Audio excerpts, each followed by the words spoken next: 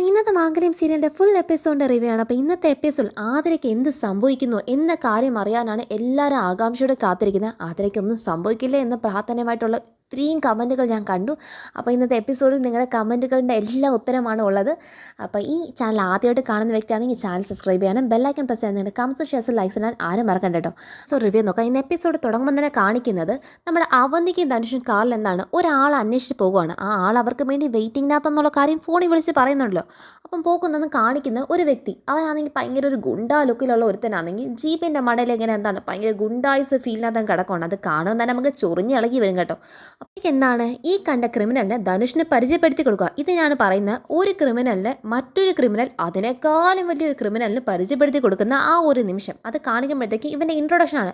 ആണ് നുമ്മ പറഞ്ഞ നടൻ എന്ന് പറയുന്ന പോലെ ഇവനാണ് നുമ്മ പറഞ്ഞ രീതിയിലുള്ള വില്ലൻ എന്ന് പറയുന്ന രീതിയിലാണ് അവന്തികയുടെ പരിചയപ്പെടുത്തൽ. എന്നിട്ടൊരു ഭയങ്കര എന്താണ് ഈ മിന്നൽ മുരളി എഫക്റ്റ് ക്രിയേറ്റ് ആയിട്ട് ഇവർ കൊണ്ടുവന്നിരിക്കുകയാണ് മിന്നൽ ബൈജു. അപ്പോൾ അവൻ്റെ പേരെന്ന് പറയുന്നത് മിന്നൽ ബൈജു. അപ്പോൾ മിന്നൽ ബൈജുവിൻ്റെ വീരകൃത്യങ്ങൾ അങ്ങ് വിളമ്പുവാണ്. അതായത് താൻ ഒരാളെ കൊന്ന് ജയിലിനകത്തായിരുന്നു, ഇപ്പം ഒളിവിൽ നിന്ന് പുറത്ത് വന്നതേ ഉള്ളൂ, ബെയിലിനകത്ത് എന്താണ് പുറത്ത് വന്നേ ഉള്ളൂ, വന്നതും തനിക്കെതിരെ സാക്ഷി പറഞ്ഞവനെയും കുടുംബത്തിനെയും നല്ല ചാപ്പാക്കി വെച്ചിട്ടാണ് പോയിരിക്കുന്നുള്ള കാര്യവും. അതുകൊണ്ട് വക്കീൽ തൽക്കാലത്തേക്ക് മാറി നിൽക്കാൻ പറഞ്ഞപ്പോഴാണ് അവന്തിക മാഡത്തിൻ്റെ കൊട്ടേഷൻ എനിക്ക് വരുന്നത്. അപ്പം അവന്തിക മാഡം വിളിച്ചാൽ എനിക്ക് വരാതിരിക്കാൻ പറ്റില്ല. മാഡം പറ ഞാൻ എന്താ ചെയ്യണ്ടേ? അപ്പോഴത്തേക്ക് അവന്തിക കാണിച്ചു കൊടുക്കുവാണ്. അഹങ്കാരി കാണിച്ചു കൊടുക്കുന്നത് പാവപ്പെട്ട നമ്മുടെ മീന ചേച്ചിയുടെയും അനുപേട്ടൻ്റെയും ഫോട്ടോ ആണ് കാണിച്ചു കൊടുത്തിട്ട് ഇവനോട് കൊട്ടേഷൻ എപ്പിക്കണം. അതായത് ഇവരെ തീർത്ത് കളയാൻ പാടില്ല, ജീവനോടെ തന്നെ വേണം, പക്ഷേ ഇവർക്ക് നടക്കാൻ പറ്റാൻ പാടില്ല. അതിനു വേണ്ടി കയ്യും കാലും തല്ലി ഒടിക്കുകയോ നട്ടലിനിട്ട് 4 കൊട്ട് കൊടുക്കുകയോ എന്ത് വേണമെങ്കിലും ചെയ്യാം, പക്ഷേ എണീറ്റ് നടക്കാൻ പാടില്ല എന്ന് മാത്രമല്ലോ. ഒരാളെ ചെയ്താലും മതി, ഇനി 2 പേരെയും കൂടെ പണി കൊടുത്താലും ഒരു കുഴപ്പമില്ല. അപ്പോൾ അവൻ പറയുന്നുണ്ട്, മാഡം ജീവൻ എടുക്കാത്ത രീതി ഇതൊക്കെ ചെയ്യുമെന്ന് പറയുന്നത് അതെനിക്കിച്ചിരി പാടാണ്, പക്ഷേ അവരുടെ ജീവൻ്റെ ഭാഗ്യം പോലെ ഇരിക്കും അവർ രക്ഷപ്പെടുന്നതും കാര്യങ്ങൾ. ഞാൻ എന്തായാലും പറഞ്ഞ പണി ക്ലീനായിട്ട് ചെയ്തേക്കാന്ന് അവൻ പറയുന്നത്.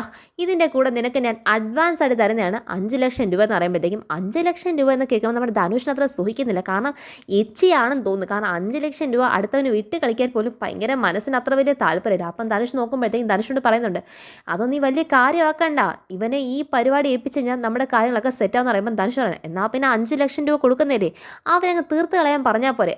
തീർത്ത് കളഞ്ഞാലേ നിൻ്റെ കല്യാണത്തിന് ഇനി എത്ര ദിവസമുണ്ട്? 6 ദിവസം. 6 ദിവസം 16 ദിവസത്തിൽ പുറത്ത് ആക്കണമെന്ന് നിനക്ക് വലിയ താല്പര്യമാണോ?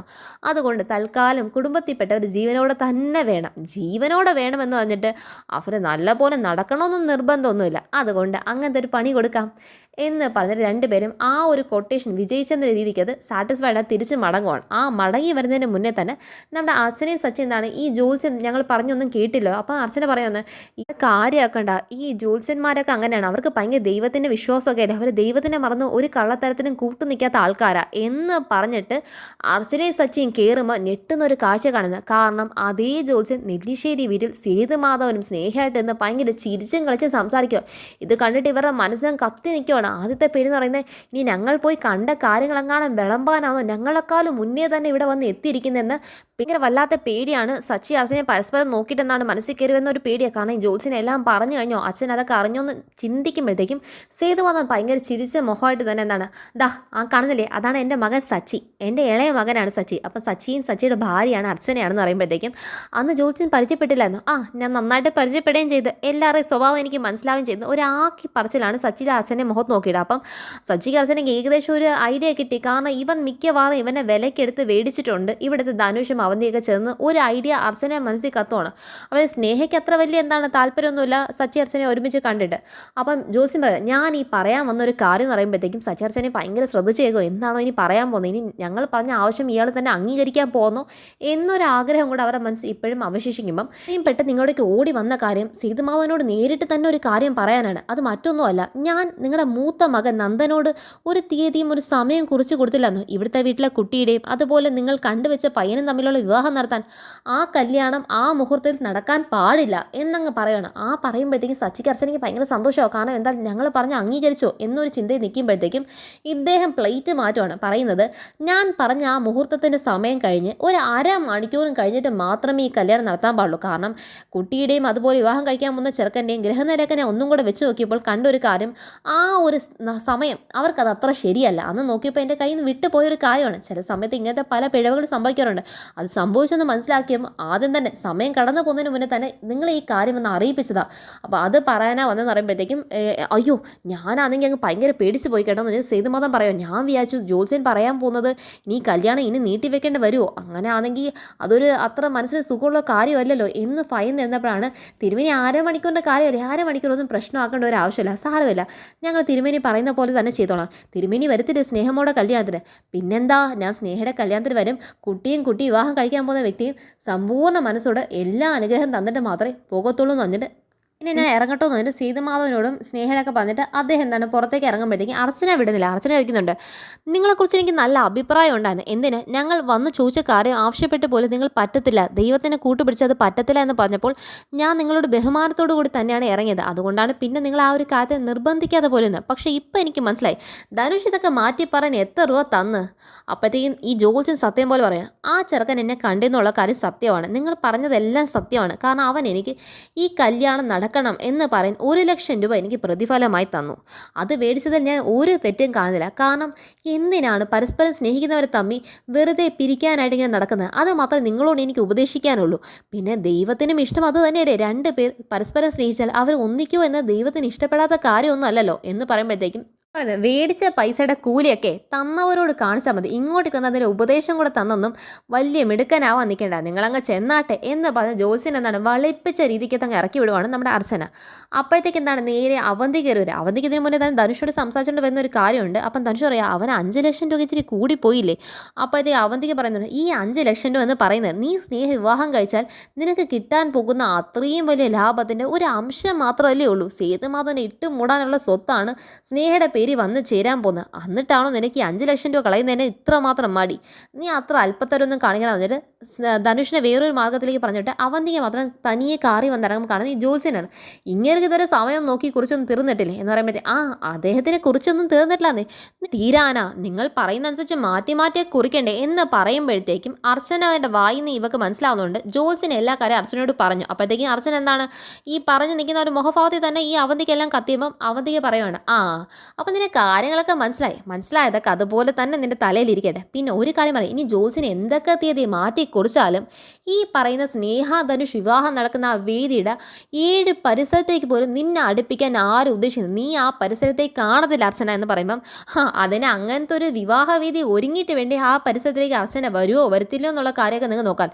ഞാൻ ആ കല്യാണം മുടക്കുമെന്ന് പറഞ്ഞാൽ നിങ്ങൾ ഇനി എത്ര തീയതി കുറിച്ചാലും അർച്ചന അത് മുടക്കിയിരിക്കും. അർച്ചനയ്ക്ക് പറഞ്ഞ കാര്യം സാധിച്ചെടുത്ത് മാത്രമേ ശീലമുള്ളൂ എന്നുള്ള കാര്യം എൻ്റെ പൊന്നേട്ടത്തിക്ക് അറിയാലോ എന്ന് പറയുമ്പോഴത്തേക്ക് എന്താണ് വീണ്ടും വാശിക്ക് തന്നെ എന്താണ് ഈ അവന്തിക്ക് എന്തോ പറയാൻ വരുമ്പം മതി അത്രയൊന്നും പറയാൻ നിൽക്കണ്ട, പിന്നെ സ്വന്തമായി ഇഷ്ടപ്പെട്ടവന് മറ്റൊരാൾക്ക് വിട്ടുകൊടുക്കാനായി തീരുമാനിച്ചോ. പിന്നെ ഒരു കാര്യം ഞാൻ പറയട്ടെ, യഥാർത്ഥത്തിൽ നിങ്ങൾ 2 പേരുമാണ് നല്ല മാച്ച്, വേണമെങ്കിൽ ഒരു ജോത്സ്യനെ കൊണ്ട് 2 പേരും ജാതകം വെച്ചൊന്ന് പൊരുത്തം നോക്കിയാൽ 10 പൊരുത്തവും കാണുന്ന അവന്തികയുടെ മുന്നേ അർച്ചന പറയുമ്പം എന്താണെന്നറിയോ ഒരുമാതിരി അങ്ങ് തിളച്ച് കയറി നിൽക്കുകയാണ് അവന്തിക. അപ്പോഴത്തേക്ക് അവന്തിക തന്നെ കീറിപ്പോ, ഇനി ഇവളുടെ അടുത്ത് നിന്ന് വായി സംസാരിച്ച് കൊടുത്തിട്ട് ഒരു കാര്യമല്ല, ഇവക്കുള്ള പണി മെല്ലെ പിറകെ വരുന്നുണ്ടല്ലോ, കാരണം ആതിര രൂപത്തിൽ പണി വരുന്നുള്ള ആശ്വസിപ്പോ. പിന്നെ കാണിക്കുന്നത് രാത്രി. അപ്പോൾ രാത്രി ആയപ്പോഴത്തേക്കും അവരാണെങ്കിൽ ഭയങ്കര പെയിൻ കൊണ്ടങ്ങ് വിളിച്ചു പോകും. അപ്പോഴത്തേക്കും കമലേട്ടത്തെയും അതുപോലെ മീര ചേച്ചിയും ആ അച്ഛനും ഒക്കെ അവിടെ ഉണ്ടായിരുന്നു. അയ്യോ മോളെ എന്ത് സംഭവിച്ചെന്നൊക്കെ ചോദിക്കുമ്പോഴത്തേക്കും ആതിരയ്ക്ക് ഭയങ്കര പെയിൻ എന്ന് പറഞ്ഞാൽ ഭയങ്കര പെയിൻ. അപ്പോഴത്തേക്കും നേരെ മീരേട്ടത്തെ എന്താണ് ഫോണിനകത്ത് സന്ദീപ് വിളിക്കുക, സന്ദീപ് നീ ഫാമേ നിൽക്കുവാണെങ്കിൽ വേഗം വാ,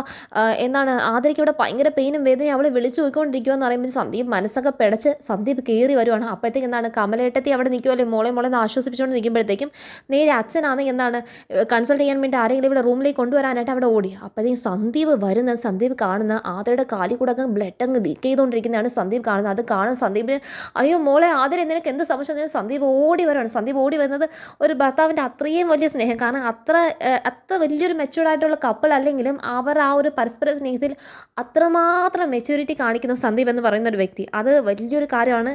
പല സീരിയലിനകത്ത് ഇല്ലാത്ത ഒരു എന്താണ് ആ ഒരു കോമ്പിനേഷനാണ് നമുക്ക് കാണാൻ പറ്റുന്നത്. അപ്പോഴാണെങ്കിൽ തൻ്റെ കുഞ്ഞിനെ നഷ്ടമാകുമെന്നുള്ള ഒരു ഭയം, അതിനൊപ്പം തന്നെ ആതിരയ്ക്ക് എന്ത് സംഭവിക്കുന്നുള്ള കാര്യം അറിയാത്തതിൻ്റെ ആതിര വിഷമം എല്ലാമായിട്ട് സന്ദീപ് എന്താണ് ഭയങ്കര നെഞ്ചുരുക്കി നിൽക്കുമ്പോഴാണ് കമലേട്ടത്തി പോലും അതിന് ശേഷമാണ് അത്രയും നേരം കൂടെ നിന്ന കമലേട്ടത്തി പോലും ശ്രദ്ധിച്ചില്ല ആതിര കാലിൽ നിന്ന് അങ്ങനെ ബ്ലഡ് ഇങ്ങനെ ഒഴുകി വരുന്ന കാര്യം. അപ്പോഴാണ് കമലേട്ടത്തി അയ്യോ എൻ്റെ കുഞ്ഞിന് എന്ത് പറ്റി തന്നിട്ട് കമലേട്ടത്തി ഒരറ്റത്തേക്ക് അറിയുവാണ്. അപ്പോഴത്തേക്ക് എന്താണ് മീര ചേച്ചിക്ക് ഭയങ്കര ടെൻഷൻ നിൽക്കുമ്പോഴത്തേക്കും കൺസൾട്ട് ചെയ്യാനുള്ള വ്യക്തി വന്നിട്ട് പറയുന്നുണ്ട് വേഗം തന്നെ നമുക്ക് എന്താണ് ഈ കുട്ടി എന്താണ് ഒബ്സർവേഷനിലേക്ക് മാറ്റണം അർജൻറ്റാന്ന് വന്നിട്ട് അങ്ങ് മാറ്റണം. അപ്പോഴത്തേക്ക് എന്താണ് നേരെ ആ ഒരു വില്ലത്തി ആയിട്ടുള്ള വ്യക്തി ഉണ്ട് അവന്തിക ഇവിടെ അപ്പോയിൻറ്റ് ചെയ്ത് വെച്ചിരിക്കുന്നത്. അവൾ വിളിച്ച് പറയാണ്, മാഡം പറഞ്ഞ കാര്യം നടന്നിട്ടുണ്ട്. അപ്പോഴാണ് നേരെ അർച്ചനയുടെ ഫോണിലേക്ക് സന്ദീപ് ഒരു കോൾ വിളിക്കുകയാണ്. അപ്പം സന്ദീപിൻ്റെ കോൾ ഇവിടെ ബെല്ല് റിങ് ചെയ്യുന്നതും അത് അർച്ചന എടുക്കുന്നതിന് മുന്നേ തന്നെ അവന്തികയുടെ കോൾ ധനുഷിൻ്റെ റൂമിലേക്ക് ചെല്ലും. അപ്പോൾ അവന്തിക ധനുഷ് ചോദിക്കും, നീ എവിടാ? ഞാൻ ഇവിടെ വീട്ടിൽ തന്നെ ഉണ്ട്, നീ ഫ്രീ ആണോ? എന്നാൽ പെട്ടെന്ന് വേഗം ഒന്ന് ഒരുങ്ങും, നമുക്ക് ഒരു സ്ഥലം വരെ പോകണം. ഈ രാത്രി എവിടെ പോകാൻ അവന്തികയും ചോദിക്കുമ്പോഴത്തേക്കും അതൊക്കെ കൊണ്ട് ഞാൻ പറയാന്നേ, ഞാൻ നിന്നോട് കുറച്ച് വാക്ക് തന്നിട്ടില്ലായിരുന്നു, അതിൽ ആദ്യത്തെ കരുവിനെ നമ്മൾ വെട്ടി വീഴ്ത്തിയിരിക്കുന്നു. അപ്പോഴത്തേക്കും thank you so much Avantika എന്ന് പറയുമ്പോഴത്തേക്കും നമുക്കേ ഒരാളുടെ ദുഃഖമൊക്കെ വരുമ്പോൾ നമ്മൾ അവരുടെ ദുഃഖത്തിൽ പോയി പങ്കുചേർന്ന് അവരൊന്ന് ആശ്വസിപ്പിക്കാനൊക്കെ പോകണ്ടേ, എന്നിട്ട് അവിടെ നിന്ന് നമ്മുടെ മനസ്സിൻ്റെ സന്തോഷം നമുക്ക് അവിടെ പറഞ്ഞ് ചിരിച്ചിട്ടും വരാമല്ലോ എന്ന് പറഞ്ഞ് അവനെ വിളിച്ചിറക്കണം. ഞാൻ ഇപ്പോൾ ഒരു 5 മിനിറ്റ് ഞാൻ റെഡിയാക്കുമെന്ന് പറയുമ്പോഴത്തേക്കും നേരെ എന്താണ് സന്ദീപിൻ്റെ ഫോൺ എടുത്ത് നമ്മുടെ അർച്ചന സംസാരിക്കുകയാണ്. എന്താ സന്ദീപ് എന്ന് പറഞ്ഞാൽ അവിടെ എന്താണ് പിന്നെ എല്ലാം മ്യൂട്ടാണ്, ഒന്നും കാണിക്കുന്നില്ല എന്തോ പറയുന്നുള്ള കാര്യം. അപ്പോഴത്തേക്ക് ഞാൻ ഉടൻ തന്നെ വന്ന് സച്ചിനെ ഒന്ന് വിളിച്ച് പറയട്ടെ എന്ന് പറഞ്ഞാൽ അർച്ചന ഫോൺ കട്ട് ചെയ്തിട്ട് നേരെ സച്ചിയെ വിളിച്ചിട്ട് ഒന്ന് വേഗം പറഞ്ഞേ, സന്ദീപ് എങ്ങനെ വിളിച്ചിരുന്നു, സന്ദീപ് പറയുന്നത് ആദ്യക്ക് ഭയങ്കര സീരിയസ് എന്ന് പറയുന്നുണ്ട്. സച്ചിയുടെ ഒന്ന് വാ സച്ചിയുടെ ഭയങ്കര പേടിയാവെന്ന് പറയുമ്പോഴത്തേക്കും സച്ചി പറയുന്നത്, താൻ ടെൻഷൻ ആവാതെ ഞാൻ 5 മിനിറ്റ് ഇപ്പോൾ എത്തും അർച്ചന എന്ന് പറഞ്ഞ് സച്ചി അങ്ങ് ഫോൺ വയ്ക്കുക. അപ്പോഴത്തേക്കും അവധി എന്താണ് ഒരുങ്ങാനുള്ള ഭയങ്കര തയ്യാറെടുപ്പിൽ നിൽക്കുമ്പോഴത്തേക്കും നമ്മുടെ അർച്ചനയുടെ ഫോണിലേക്ക് വീണ്ടും ഒരു കോൾ വരിക. അത് അനൂപിൻ്റെ കോളാണ്. ആ അനൂപിൻ്റെ കോളിനകത്ത് അനു പറയുന്നുണ്ട്, മോളെ നീ എവിടെ നിൽക്കുന്നത്, നീ പുറത്തേക്ക് ഇറങ്ങിയോ? ഇല്ല സച്ചിയേട്ട വരാൻ കാത്തിരിക്കുമോ അനൂപേട്ട, അവിടെ എങ്ങനെയുണ്ട് കാര്യങ്ങൾ? നീ ഇറങ്ങിയിട്ടില്ലെങ്കിൽ ഇപ്പോൾ ഉടൻ തന്നെ ഇറങ്ങണ്ട, കാരണം ആതിരയ്ക്ക് വലിയ കുഴപ്പമൊന്നുമില്ല, ആതിരയ്ക്ക് ഇപ്പോൾ എല്ലാം ഓക്കെ ആയിട്ടാണ് ഇരിക്കുന്നത്. അത് അന്ന് സംഭവിച്ച പോലെ തന്നെ അവൾക്ക് ഇച്ചിരി പ്രഷർ കൂടിയിട്ട് സംഭവിച്ചൊരു കാര്യമാണെന്നേ ഉള്ളൂ, ഒരു കുഴപ്പമില്ലാന്ന് ഇവിടെ പറഞ്ഞിരുന്നത്. അതുകൊണ്ട് ഇറങ്ങിയിട്ടില്ലെങ്കിൽ നീ ഭയങ്കര ധൃതി പിടിച്ചൊന്നും ഇറങ്ങേണ്ട ആവശ്യമില്ലെന്ന് പറയുമ്പം അർച്ചനയ്ക്ക് തോന്നുവാണ് ഇനി എന്നെ ആശ്വസിപ്പിക്കാൻ വേണ്ടി പറയാമെന്ന് ചോദിച്ചിട്ട്, അനുപേട്ട സത്യമാണോ പറയുന്നത് അതോ എന്നെ സമാധാനിപ്പിക്കാൻ വേണ്ടി പറയുന്ന ഒരു കാര്യമെന്ന് ചോദിക്കുമ്പം, അല്ല മോളെ അല്ല, ഞാൻ അങ്ങനെ പറയുമല്ല, അവൾക്കൊരു കുഴപ്പമില്ലാന്ന് ഇവിടെ പറഞ്ഞെന്ന് പറയുമ്പോഴത്തേക്ക് നീ അതുകൊണ്ട് സമാധാനമായിട്ട് ഇരിക്കും, നീ ടെൻഷൻ ആണെന്ന് പറഞ്ഞിട്ട് അനൂപ് ആ ഫോൺ അങ്ങ് വെക്കുവാണ്. പിന്നെ അപ്പോൾ സച്ചി പറയും, എന്തോടെ ഇറങ്ങാം എന്ന് പറയുമ്പോഴത്തേക്ക്, അല്ല അനുപേട്ട ഇപ്പം വിളിച്ചത് അവൾക്ക് കുഴപ്പമൊന്നും ഇല്ലാന്ന് പറയുന്നത്, പക്ഷേ എന്നാലും ഒരു മനസ്സമാധാനം സച്ചിയാണ്, നമുക്കൊന്ന് പോയി നോക്കിയാലോ?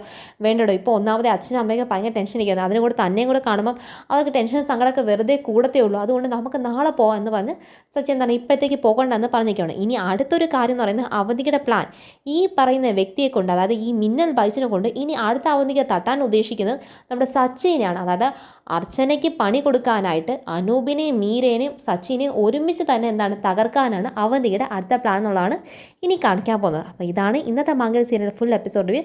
എല്ലാവരും ചാനൽ ലൈക്ക് ചെയ്യാനും സബ്സ്ക്രൈബ് ചെയ്യാനും ബെല്ലൈക്കൺ പ്രസ് ചെയ്യാനും കമൻസ് ഷെയർസ് ലൈക്ക് ചെയ്യാനൊന്നും ആരും മറക്കണ്ട കേട്ടോ. ബൈ.